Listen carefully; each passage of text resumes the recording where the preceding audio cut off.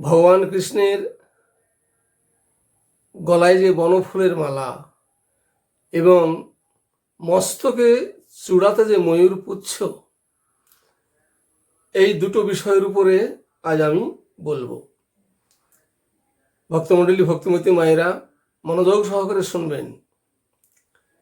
ব্রহ্মবৈবর্ত পুরাণ মতে বিষ্ণুর অঙ্গ থেকে শ্রীমতী রাধারানীর উদ্ভব ঘটেছে।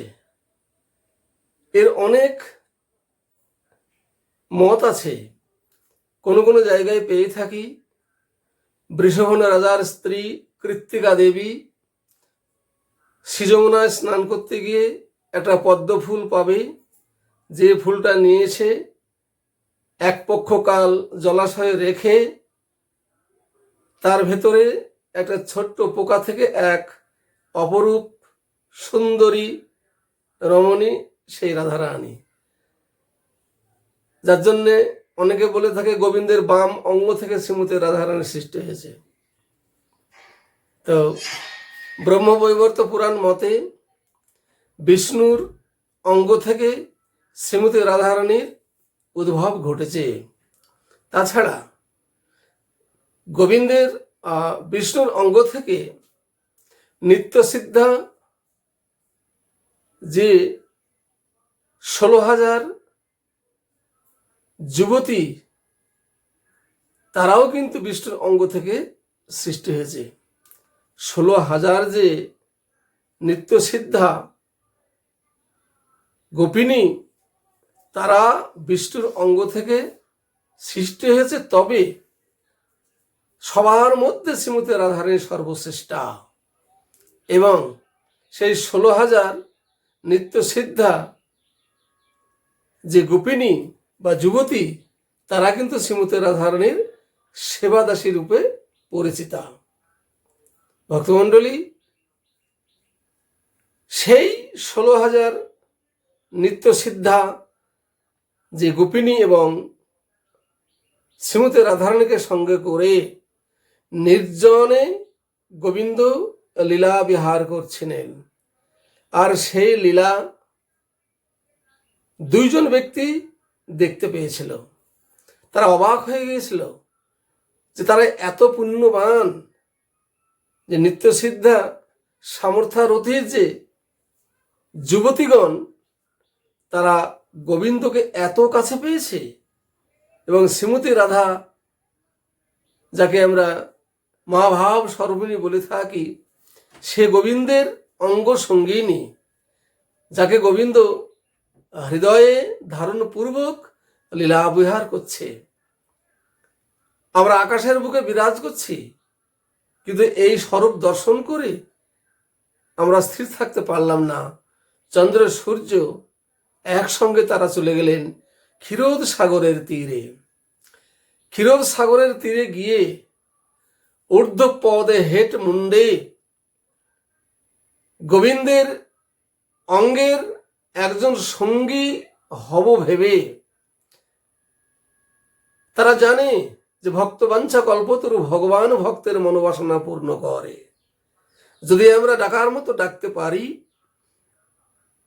যদি ভগবানের কৃপা হয়ে থাকে, নিশ্চয়ই সে আমার কাছে আসবে। এটা সূর্যদেব বলছে, চন্দ্রদেব বলছে। তাই তারা ঊর্ধ্বপদে হেট মুন্ডে ক্ষীরোদ সাগরের তীরে তপস্যায় রত হলেন। 1-2 করতে করতে এই সংবাদ চলে গেল সৃষ্টিকর্তা ব্রহ্মার কাছে।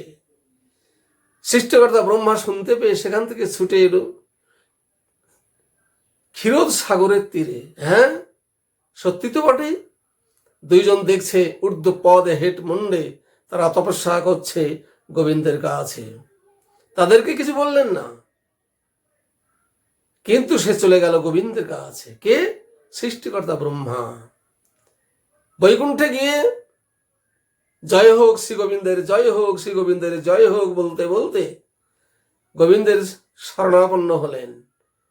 আরে ব্রহ্মা এসেছো, এসো এসো এসো, বসো বসো। তা বলো কেমন আছো? বলে, প্রভু, একটা বিশেষ কারণে আসতে বাধ্য হয়েছি। কি সে বিশেষ কারণ? বলো সেটা। আর বলেন না, ক্ষীরোদ সাগরের তীরে সূর্যদেব এবং চন্দ্রদেব তারা হেট মুন্ডে ঊর্ধ্ব পদে আপনার তপস্যায় রত হয়েছেন।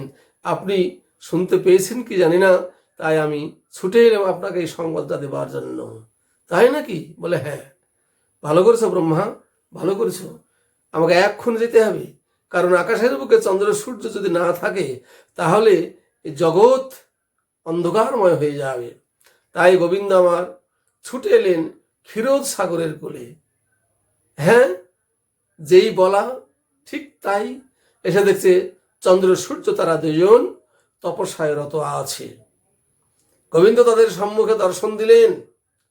সূর্যদেব এবং চন্দ্রদেবকে বললেন, তোমরা তপস্যা ভঙ্গ করো, আমি এসেছি, বলো বলো তোমাদের দাবিটা কি বলো। করজোড়ে সূর্যদেব চরণে প্রণিপাত করে বললেন, প্রভু, নির্জনে নিত্যসিদ্ধা সামর্থারতির সখী 16,000 এবং শ্রীমতী রাধারানীকে সঙ্গে করে আপনি যে বিহার করছিলেন, সেই দৃশ্য দেখে আমাদের বড় লোভ হয়েছে প্রভু, যে তারা কত পুণ্য করেছিল যে তোমার অঙ্গ সঙ্গিনী এবং তারা চরণে ঠাঁই পেয়েছে। তাই দয়া করে প্রভু তোমার সঙ্গের সঙ্গিনী আমরা হতে চাই, দয়া করে কৃপা করুন যেন আপনার সঙ্গে আমরা থাকতে পারি। গোবিন্দ সূর্যদেবকে বললেন, দেখো, আমি ভক্তের মনোবাসনা পূর্ণ করি, তাই আমাকে বলে ভক্ত বাঞ্ছা কল্পতরু। তো বেশ, তোমাদের তপস্যায় সন্তুষ্ট হয়েছি, তবে এখন হবে না। আগামী দাপরে তুমি যাবে ব্রজে, সেখানে গুঞ্জমালা বৃক্ষরূপে তুমি জন্মগ্রহণ করবে। আমি রাধারানীকে সঙ্গে করে 16,000 নিত্য সিদ্ধা সামর্থারতির যে যুবতীগণ, তাদেরকে নিয়ে ব্রজধামে লীলা বিহার করব। তোমার বৃক্ষের সেই ফুল দেখে তোমার ফুলের রং হবে পদ্মরত্ন বা পদ্মবর্ণ। তোমার বৃক্ষের ফুল হবে পদ্মবর্ণ, মানে পদ্ম ফুলের মতো বর্ণ হবে, যে রং দেখে সবার লোভ জন্মাবে। সেই দিন তোমার বৃক্ষ থেকে ফুল তুলে 16,000 যে যুবতী এবং শ্রীমতী রাধারানী, তারা সকলে একটি করে মালা রচনা করবে আমার গলায় পরাবো বলে। নিতাই গৌর হরি বল। ভগবানের লীলা বোঝা পড়ো দায় গৌ, বোঝা পড়ো দায়। তাই যেই বলা সেই কাজ। তাই সূর্যদেব দাপর যুগে ব্রজধামে গিয়ে গুঞ্জহার বৃক্ষরূপে সেখানে জন্মগ্রহণ করলেন। গোবিন্দ 16,000 যুবতী শ্রীমতী রাধারানী তাদেরকে সঙ্গে করে গিয়ে সেখানে লীলা বিহার করছেন। তারপর সমস্ত সখীরা বা যুবতীরা শ্রীমতী রাধারানী সকলে বিহার করতে করতে হঠাৎ গুঞ্জহার বৃক্ষের দিকে তাকিয়ে তাদের লোভ জন্মালো। সবই তো ভগবানের খেলা না, তার অঙ্গ থেকেই তো তাদের সৃষ্টি। হ্যাঁ গো, বিষ্ণুর অঙ্গ থেকে 16,000 যে স্বয়ং সিদ্ধা নিত্য সিদ্ধা সামর্থারতির সখীরা জন্মগ্রহণ করলো বা আবির্ভূত হলো, অথচ তাদের স্বরূপ দেখে বিষ্ণু বড় অবাক অবাক হয়ে গেছিলেন যে আমার অঙ্গ থেকে এরা সৃষ্টি, অথচ এদের স্বরূপ এত সুন্দর। যাই হোক, ব্রজধামে সেই দিন 16,000 নিত্য সিদ্ধা সামর্থারতির যুবতীগণ একটি একটি করে মালা রচনা করে তারা প্রত্যেকে গোবিন্দের গলায় সেদিন পরিয়েছিলেন। নিতাই গৌর হরি বল। যা দেখে শ্রীমতী রাধারানী অবাক হয়ে গিয়েছিল। যোগী মুনি ঋষি সাধক সাধিকা গন্ধর্ব কিন্নর দেবতা দানব সকলেই সেই দৃশ্য দেখে তারা অবাক হয়ে গিয়েছিল। সূর্যদেব রূপী গুঞ্জহারকে বলেছিল, শোনো, শুধুমাত্র দাপরের জন্যই তোমাকে কিন্তু আমি বর দিয়েছি, দাপরের বাইরে আর নয়। তবে এক অংশ তুমি আমার কণ্ঠে বনফুলের মালা রূপে গুঞ্জহার হয়ে তুমি থাকবে, আর এক অংশ থাকবে আকাশের বুকে তোমার জ্যোৎস্না কিরণে জগৎ আলোকিত হয়ে থাকবে। তাই গোবিন্দের কথা মতো সূর্যদেব গোবিন্দেরই গলার গুঞ্জহার অর্থাৎ বনফুলের মালা রূপে বিরাজমান। নিতাই গৌর হরি বল। এবার চন্দ্রদেবকে বলছেন, চন্দ্রদেব তপস্যা ভঙ্গ করেছে তো? বলে হ্যাঁ প্রভু। শোনো, তোমাকে আরেকটু উঁচু পদ দেব, তুমি আরেকটু উপরে থাকবে আমার। বলো প্রভু। তুমি আগামী দাপরে, শুধুমাত্র দাপরের জন্যই তোমাকে বর দিচ্ছি, তারপরে কিন্তু নয়। ব্রজধামে গিয়ে মথুরায় চলে যাবে, মথুরায় কাম্যক কাননে যাবে, কাম্যক বন আছে, সেই বনে গিয়ে পুরুষ ময়ূর রূপে তুমি জন্মগ্রহণ করবে।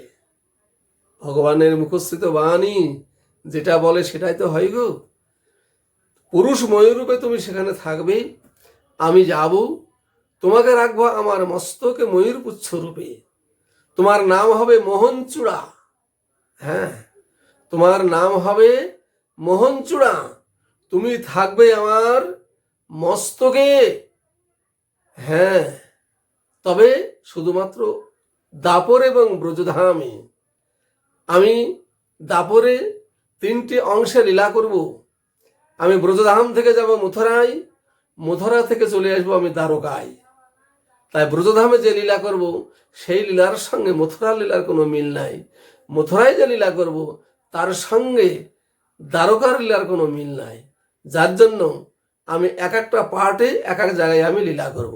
তুমি ব্রজধামে আমার মস্তকে যে চূড়া থাকবে, সেই চূড়ার উপরে যে বরিহা অর্থাৎ ময়ূরপুচ্ছ, তোমার নাম হবে মোহনচূড়া।